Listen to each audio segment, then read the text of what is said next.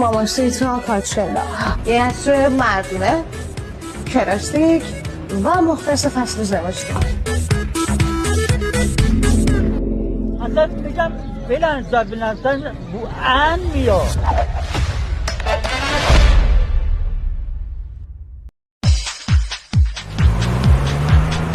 پس من میرم بای. سلام خوشگله خدمتتون باشین. برین گم شین مزار نشین. این چیزه مراقبی گم شین وگرنه چی شده میترم هیچی این دو احمق مزارم شدن این شورا بریم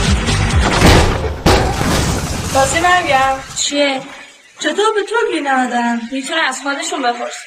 لوز شوخی نکن جدی پرسیدم 100 بار بهت گفتم ولی به خرجت نمیره. منظور چیه؟ اگه پوشش مناسب داشتی کار به اینجا نمیکشی. نمیدونم شاه حق ایدر پاشا این سوال جواب بده. استاد ببخشید میکروفون قطع صداتون رو نداریم.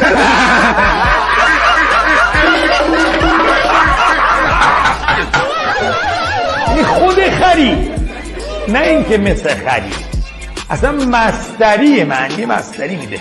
خر بودن تویی تجسس اصلا خر رو تو گذاشتم تو بودی که خر از تو یاد گرفت خر شد. خودم من یه فرد یعنی وظیفه خودم که میدونم چون قلبم الان گرفته.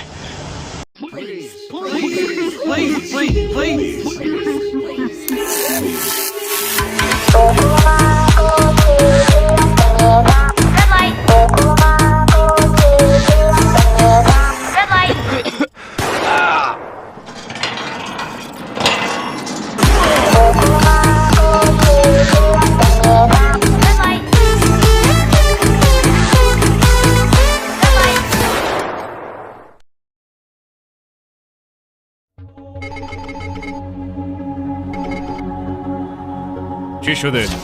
قار برای همین الان یه سیگنال از سیاره ناشناخته که حدوداً 2 میلیون سال دوری با فاصله داره دریافت کردیم. چند تا ویدیو هم بخشش کن. چشم رئیس. خورشید پشتش به ماست. چطوری نادر کوچیکه؟